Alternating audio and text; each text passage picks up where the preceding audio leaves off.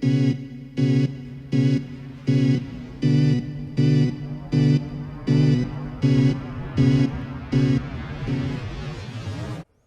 привет, это Иван Жданов. Сегодня 54-й день войны, и мы продолжаем рассказывать вам самые важные новости. Появилось фото горящего крейсера «Москва», и даже видео, как его пытаются спасти. Через пару минут мы проанализируем эти материалы, чтобы понять, как погиб корабль. Кроме того, обсудим контратаку украинских войск под Изюмом и другие новости. Но сначала покажем съемку с дрона, которую опубликовали РИА Новости. На этих кадрах разрушенный Мариуполь.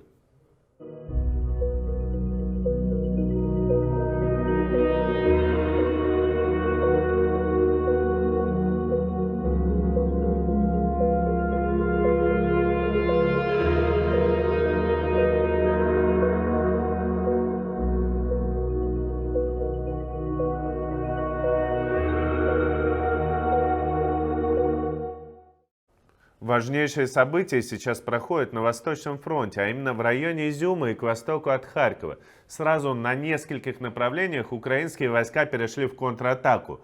Особенно опасными для российской армии выглядят удары в районе Лозового. Это к востоку от Изюма, а также атака на Кременную. Это северо-западная окраина Рубежного. Прямо сейчас там идут тяжелые бои, вновь наступают российские войска, и буквально несколько минут назад сообщили о том, что Кременная захвачена. Давайте снова посмотрим на общую карту. Складывается довольно опасная для российской армии ситуация. Украинские войска могут атаковать дальше в направлении Купянска, чтобы отрезать группировку, которая собирается в районе Изюма. А туда подвозят все, что только можно. Даже вот старые грады на шасси 131-го ЗИЛа. На Южном фронте российская армия закрепляется на захваченных позициях. Об этом вчера сообщил украинский штаб. Ключевые зоны здесь Херсон и Новая Каховка, где расположены мосты через Днепр. Российская армия явно не захочет терять эти мосты, хотя раньше она пыталась их заминировать. В Мариуполе российские войска и части так называемой ДНР продолжают штурм, и, судя по разным данным, защитники города теперь держатся только в районе завода «Азовсталь». Путинские войска продолжают обстреливать украинские города и объекты крылатыми ракетами. Сегодня утром сразу несколько калибров ударили по Львову.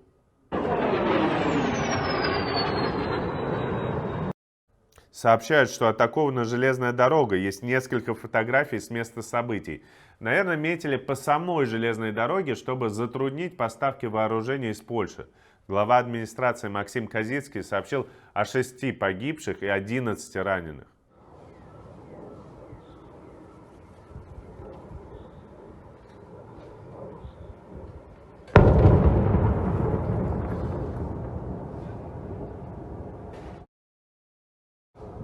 Также атаковали железную дорогу и в Днепропетровской области. Как обычно, украинская сторона теперь не сообщает о точных результатах обстрелов. Наверное, подробности станут известны ближе к вечеру.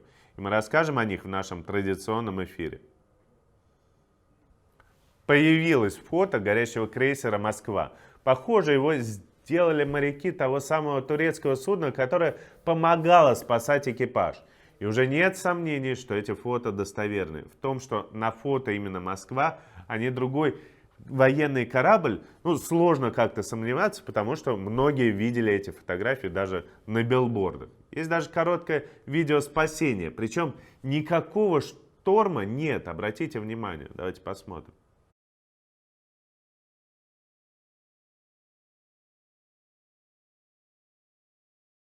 Мы провели анализ фотографии, сравнив ее с фото корабля до повреждений. Вот так Москва выглядела изначально.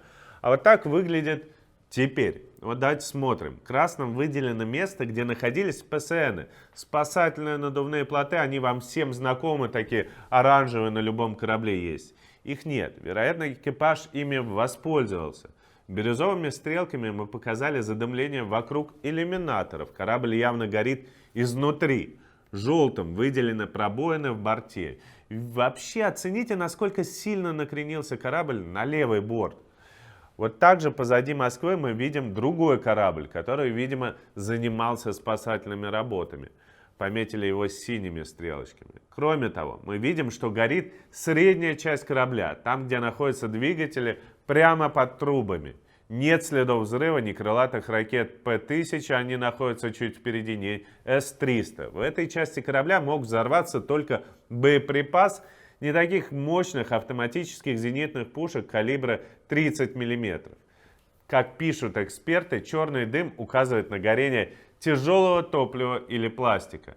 Очевидно, что при таких повреждениях должны быть потери экипажа. Несколько десятков человек явно могли пострадать, но их пострадало гораздо больше. Это минимум просто. Ничего конкретного официальные СМИ не сообщили до сих пор. Вот потопили целый крейсер, флагман Черноморского флота, и мы ничего не знаем, сколько экипажа погибло, сколько выжило. Ничего. Давайте посмотрим, есть видео построения.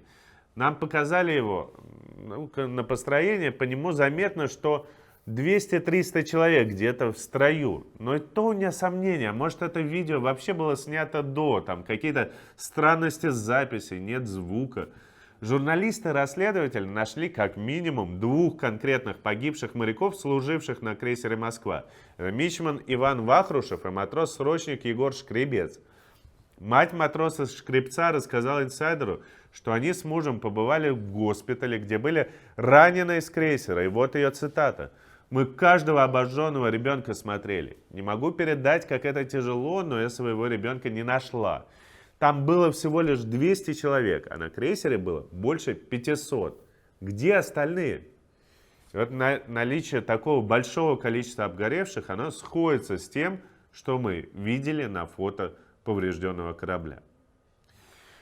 Офис Генпрокурора Украины сообщил новые данные о жертвах среди мирных жителей. Погибли 205 детей, еще 362 ребенка получили ранения. Всего в стране зарегистрировано 7130 военных преступлений. Почти 5 миллионов украинцев, по данным ООН, стали беженцами. При этом, например, Франция до сих пор называет происходящее в Украине геноцидом. Об этом заявил госсекретарь при МИДе. Тем временем Медиазона выпустила ужасную статью с подробностями массовых изнасилований украинских женщин и детей, которые совершили российские солдаты.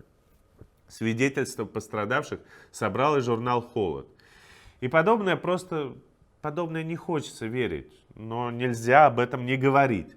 Должны начаться расследования, вот такие настоящие, чтобы были переданы данные в Международный суд, и мне кажется, такие расследования начались, по крайней мере, украинские власти заявляли об этом.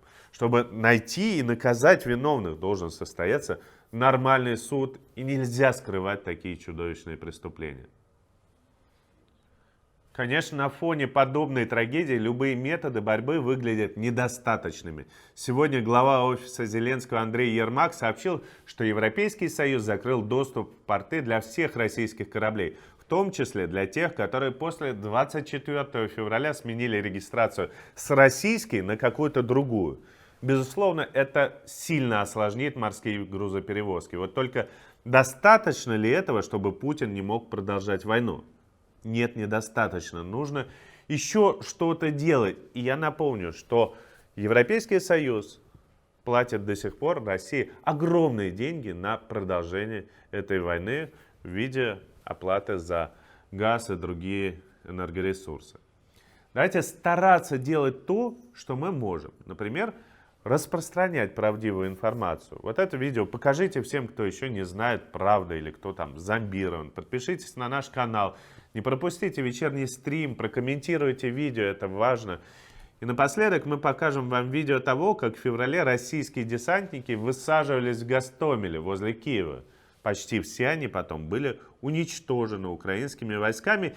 И просто попытайтесь просто почувствовать себя. Вот вас выкидывают на какой-то аэродром, непонятно, что происходит, где-то что-то горит, вертолеты улетают. Ради чего все это? Давайте посмотрим.